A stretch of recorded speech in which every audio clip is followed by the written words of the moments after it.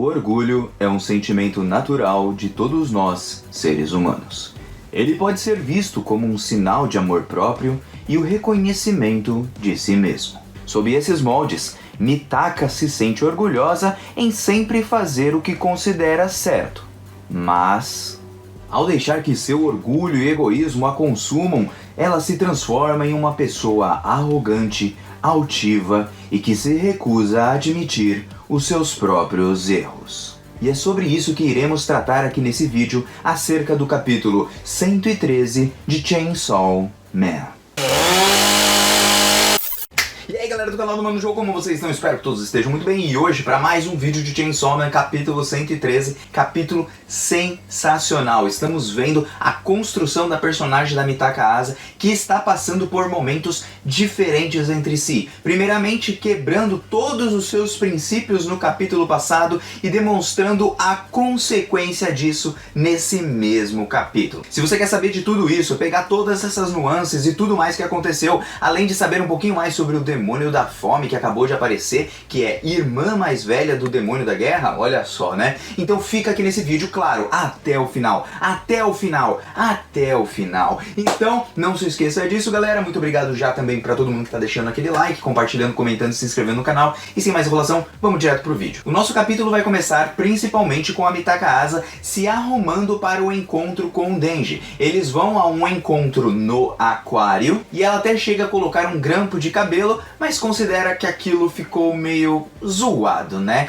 Então ela acaba não se emperequetando muito. A gente vê que as suas roupas são quase as mesmas roupas da escola, apenas com uma jaqueta cobrindo ali a sua camiseta, enquanto a própria Yoru diz que, poxa, que menina sem graça, ela deveria se arrumar mais. Porém, a Mitaka Asa diz que não. Você não sabe de nada, demônio da guerra. Você é um demônio, você não sabe de nada. Assim tá bom demais e é assim que eu vou mesmo. E daí a gente já pode perceber algo que vai nos guiar ao decorrer desse capítulo, porque a Mitaka Asa, com esse tipo de atitude, ela demonstra a maior falta de interesse em sair com o Denji. É óbvio que ela não teria interesse algum em sair com ele, mas já que ela está fazendo isso, ela tinha que se esforçar um pouco mais, já que ela quer usar o Denji como arma. E daí, nessa falta de interesse, nós podemos perceber duas coisas. A primeira, talvez ela não consiga realmente usar o Denji como arma, devido a ele ser uma pessoa que, embora ele seja burro, idiota, ou ela não goste nem um pouquinho dele, ela ainda assim não consegue usar as pessoas como arma. E segundo ponto, que ela tem um orgulho e altivez extrema. O que é altivez? Bom, altivez é quando você se sente acima dos outros, acima da pessoa, você sempre está certo, a pessoa nunca pode dar uma opinião porque você é o dono da razão. E é isso que ela faz com a própria Yoru, e percebam no diálogo, mas não só no diálogo, mas as facetas que o Fujimoto desenhou. Vocês perceberam que quando ela vai falar que o demônio não sabe de nada, ela olha pra cima, como se estivesse olhando de cima pra baixo pra Yoru, dizendo que ela não sabe de nada? Isso mostra a altivez, o quanto ela se sente superior, o quanto ela sabe muito mais do que a Yoru. E todo esse desinteresse vem de onde? Vem das suas atitudes que quebram os seus próprios princípios. A coisa que ela não tá querendo fazer, não é algo que ela se sente à vontade. Por isso ela fica dessa forma e fica reclusa a apenas achar que ela está certa e todos estão errados. Até porque a Yoru fala assim, poxa, se o Trombadinha, se o Denji acabar se apaixonando por você, você pode até transformar ele em arma, mas não vai dar muito certo, porque você não tem uma relação com ele, você não sente nada por ele. E com isso, dificilmente você vai fazer o garoto também se apaixonar por você. Você tem certeza que você consegue? E aí a Mitaka diz, não, isso é fácil, né? O cara é um gadão, o cara é um gadão de mulher. Com certeza é muito fácil. Até porque é só divertir um pouco os homens que, ó, ele já cai na lábia. E bom, eu vou dizer que isso daí tá meio errado, dependendo de como você consegue divertir alguém. Sendo homem ou sendo mulher, tanto faz. Porque só dessa maneira que ela falou, a gente vai ver que esse encontro vai ser uma bosta e que ela é muito chata no encontro, pelo amor de Deus. Então a Yoru questiona mais uma vez e a Mitaka Asa, vocês percebem que nos seus próprios gestos ela demonstra que ela não tem certeza do que ela tá falando, mas ela quer ter a razão, até porque ela é uma humana, a Yoru é um demônio, então ela não vai entender o sentimento comportamentos de um humano de verdade, ou então as relações no mundo humano. Então ela fala assim, não, cala a boca, você não sabe de nada, você é um demônio, você não manja de nada, você vai ver como vai dar tudo certo, porque eu sou muito bonitinha, olha só, eu sou muito bonitinha. É só ele se encantar um pouquinho comigo, me divertir e tal, e pronto, acabou, velho. É claro que a Mitaka é muito bonita, mas quando ela abre a boca ali no passeio do aquário, porque aí já vamos trocar a cena pro aquário, ela começa a explicar tudo sobre os animais marítimos. Então explicando sobre a anêmona do mar, papapá. E assim, o conceito dela saber de tudo isso é, a gente precisa primeiro entender o que ela de fato gosta. Porque a primeira coisa é, mesmo que ela explique tudo isso, que ela estudou pra caramba na biblioteca, parece que ela se forçou a decorar tudo aquilo e nem ela mesma está se divertindo. E em um encontro, ambas as pessoas precisam se divertir. Precisa bater essa conexão, mas para isso, as duas têm que se divertir. Não pode ser só uma falando e a outra só segue ela como um cachorrinho. E o Denji já passou dessa fase de seguir totalmente como um cachorrinho, a não ser que a pessoa seja uma manipuladora como a Makima. Se a Mitaka fosse mais uma manipuladora, se soubesse manipular o rapaz, com certeza ele iria ficar muito encantado. Porém, com a Mitaka é diferente, ela não sabe fazer isso. E por isso ela mete esse papo chato sobre os animais ali, né? Se ela curtir isso daí, beleza, né? Agora, se ela não curte e pesquisou só pra se mostrar como super inteligente, não vai colar. O Denji não entende desse tipo de coisa.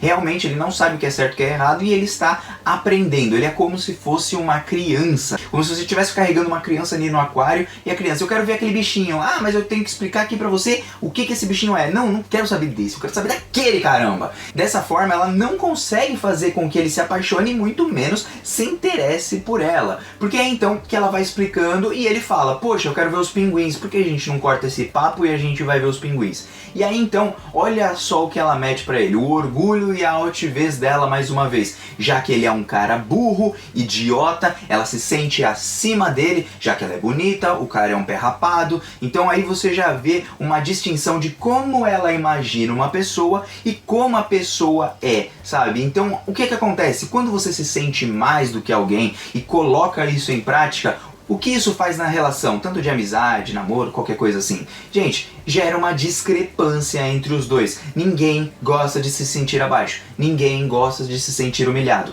Independente se você estiver certo ou não. E aí você passa a estar errado. Por quê? Porque você coloca o seu orgulho, sua altivez, o seu conhecimento acima das outras pessoas, transformando você em um total arrogante de merda. E aí então que o Denji, depois de falar isso, que ele gostaria de ver os pinguins, já que ele nunca viu pinguins, a Mitaka fala assim, não, a gente vai seguir o cronograma, eu fiz um cronograma pra gente seguir aqui, se divertir, então nós vamos seguir esse cronograma aqui, nós vamos ficar aqui mais 10 minutos, só olhando pra esses bichos desgraçados aqui. Ou seja, o desinteresse dela, mais o seu orgulho, fez que ela montasse um cronograma idiota e que não divertisse o outro lado. Os dois precisam se divertir. E se ela mesma não está se divertindo, porque ela fala como se fosse ali um robô, né? E a distorção da realidade dela chega a ser algo absurdo, porque nem ela mesma tá conseguindo perceber que ela é um porre, que ela é chata pra caramba. E por que ela também tá sendo chata pra caramba? Porque ela não tem interesse naquilo. Ela está totalmente desinteressada. Uma pessoa desinteressada não gera o efeito na outra pessoa.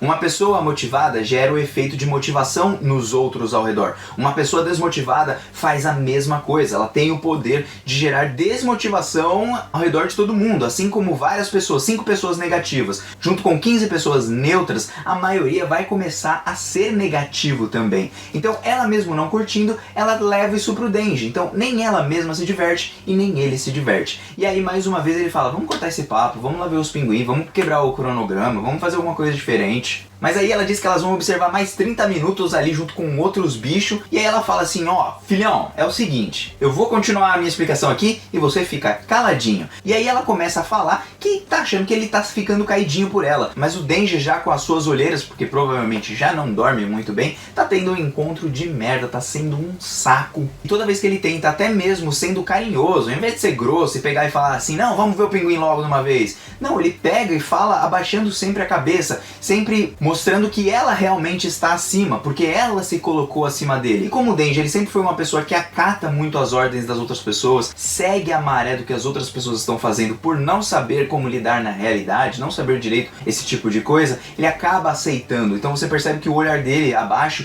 não é só de chateação e porque ele quer ver os pinguins, mas é também porque ele se sente menos. Ela conseguiu fazer com que ele se sentisse menos do que ele é. E é aí então que a Mitaka Asa faz o quê? Pede pra ele ficar quieto um segundinho só, aí ele já estoura, já fala assim, ó, quer saber de uma coisa? Eu vou decidir o que eu quero fazer, eu decido o que eu faço na minha vida, você não vai mandar em mim, eu vou ver os pinguins sozinho. Ele vaza e pronto, acabou. Até porque ele quer pensar por si mesmo, mas isso tudo é um processo, ele ainda não compreende de fato o que seria pensar por si mesmo. Nós vemos que na parte 1, a Makima o controlava, até a própria Power o controlou, o Aki também o controlava, independente se eles controlavam de forma intencional ou não, como a própria Makima, você percebe que ele sempre seguia a onda, ele sempre seguia o fluxo. Só que agora ele está um pouquinho mais maduro. Graças a isso, ele quer seguir o seu próprio rumo. Já a Mitaka Asa deixou seus princípios de lado e resolveu deixar aquele seu orgulho ficar dentro dela. E é por isso que ela age dessa forma e ela tem essa resposta. Bem merecida, aliás. É aí então que a Yoru aparece e pergunta, não é melhor você ir atrás dele, né? Tentar recuperar a confiança, esse tipo de coisa, assim, ir atrás dele, né?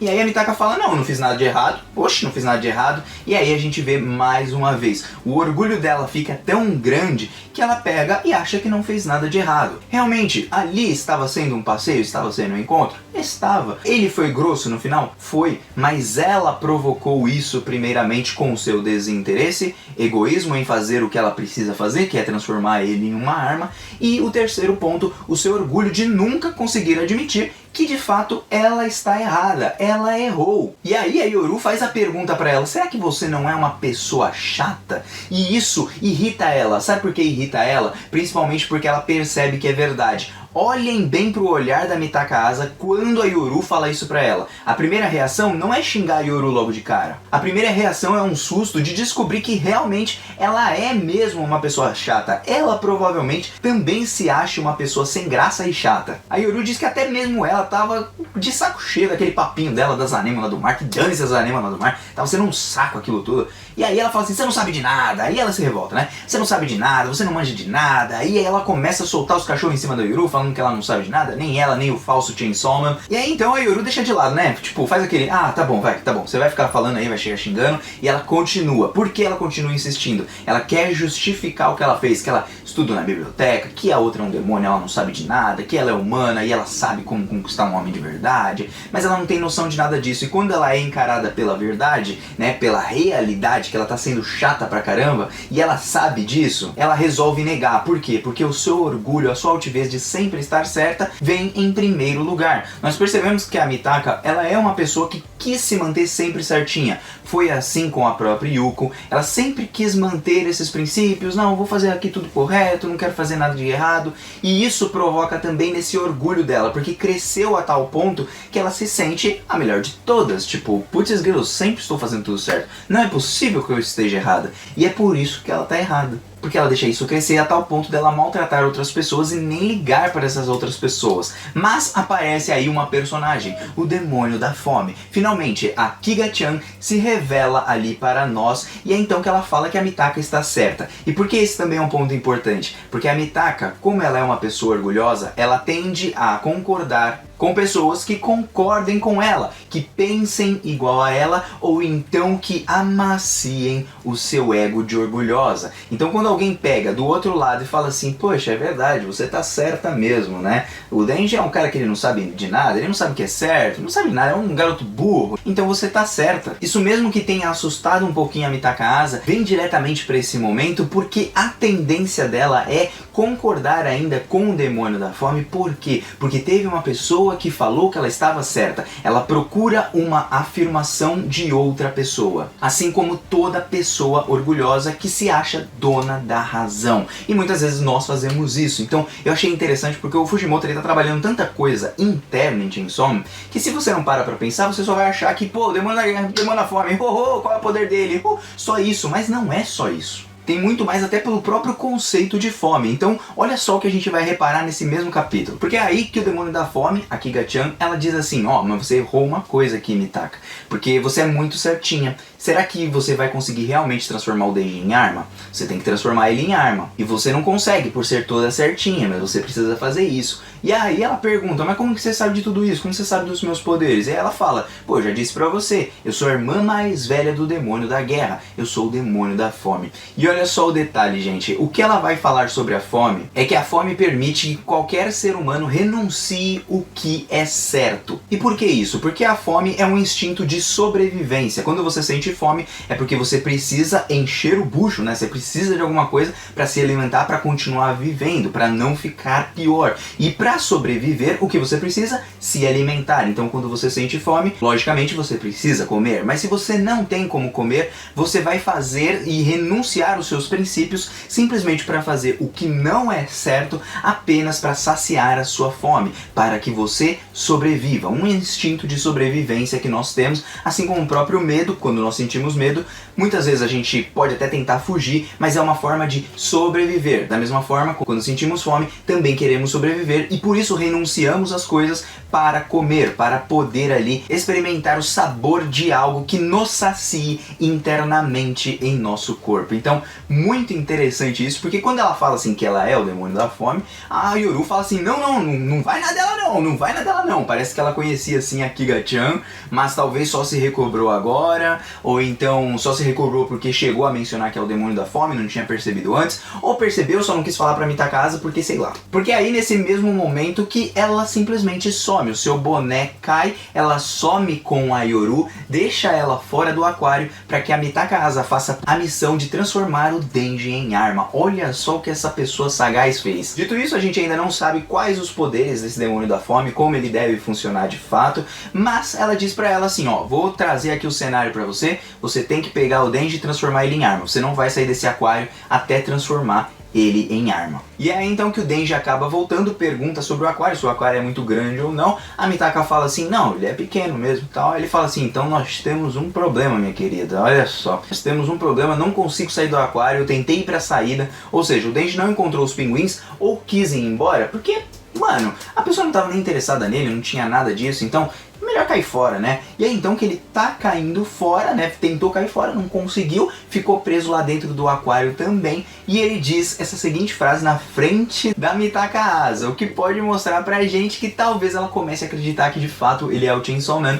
Porque aí ele diz assim que, pô, aquele desgraçado voltou do inferno. Então ele já deve ter mandado o demônio da fome pra lá. Realmente deve ter sido ele que derrotou o demônio da guerra, quem sabe? E é ali que terminamos o capítulo. Um capítulo muito interessante. Trouxe essas coisas sobre a fome, o conceito da fome de fato, que eu gostei bastante, o conceito da guerra, como a guerra ela fica se movendo de um canto para o outro, como ela toma suas atitudes, como se fizesse uma analogia com a própria guerra em si, as guerras, e também a fome, né? Vamos ver mais coisas sobre a fome. Acertaram quem falou que era demônio da fome, não é o demônio da morte. Eu errei, mas tudo bem, vocês acertaram, vocês estão de parabéns, meus queridos. Só que mesmo assim agora o Denji corre riscos ali ao lado da Mitaka Asa. Será que eles vão se unir numa forma de parceria para lutarem juntos? Será que ele vai se transformar em Chainsaw Man na frente dela sem problema algum? Será que, por exemplo, o Yoshida não pode aparecer também? Há várias possibilidades. Eu acredito bastante que, bom, de qualquer forma ele vai se transformar na frente da Mitaka Asa, ela vai descobrir que ele é o Chainsaw Man de verdade, talvez até descubra que a Yuko morreu nas mãos dele, trazendo uma raiva dela para com ele, porém muita coisa ainda pode acontecer e ela pode tentar conquistar de fato o Denji. Só que agora que ele sabe que o demônio tá lá, pode ser que não dê muito bom assim, pelo menos pro encontro em si. Mas eu gostei bastante desses conceitos, Fujimoto tá arrebentando, usando ali o orgulho, tudo que a Mitaka Asa tá fazendo. Ela se torna, nesse capítulo pra mim, uma pessoa extremamente chata, insuportável. Ela se torna alguém que ela não é. Por isso que eu acredito que nesse capítulo, ela deixou o orgulho, ela deixou o egoísmo dela de fazer o que ela queria, ela deixou ali o sentimento de, estou sempre certa, não fiz nada de errado, passar por cima dos seus próprios princípios e das outras pessoas, não considerando que as outras pessoas também são pessoas, também são seres humanos. E graças a isso, ela acaba chegando no Denji e fazendo algo totalmente escroto, arrogante e babaca, além de ser chata pra caramba em um encontro. Até porque se ela quer divertir o Denji de fato, bom, ela precisa de muito mais do que isso. E não estou falando de peitos, bundas, nem nada do tipo, beijos e tudo mais. Ela precisa de fato fazer algo que a Reze fez lá na parte 1, algo que a Makima fez, já que ela quer manipular o Denji. Então ela precisa mostrar carinho. Se ela mostrar carinho pro Denji, não tem peito, não tem bunda que salve. Ele precisa de carinho. É uma pessoa que está totalmente sozinha, não à toa, sempre está ali com olheiras, né? Coisa que ele não tinha tanto na primeira parte, né? Em alguns momentos ele não tinha tanto, mas agora ele parece que ele tá mais, sempre cansado, cabeça curvada, sempre pra trás, assim, sempre pra baixo, sempre na merda. Então, gente, o Denji tá sofrendo pra caramba. Provavelmente, realmente, ele está em depressão, como disse alguns inscritos aí embaixo. Então, vamos ver o que nos traz aí para os próximos capítulos de Chainsaw Man. Até uma próxima, um beijo no coração de vocês. E mano, já tá vazando. Até uma próxima. Fui, valeu.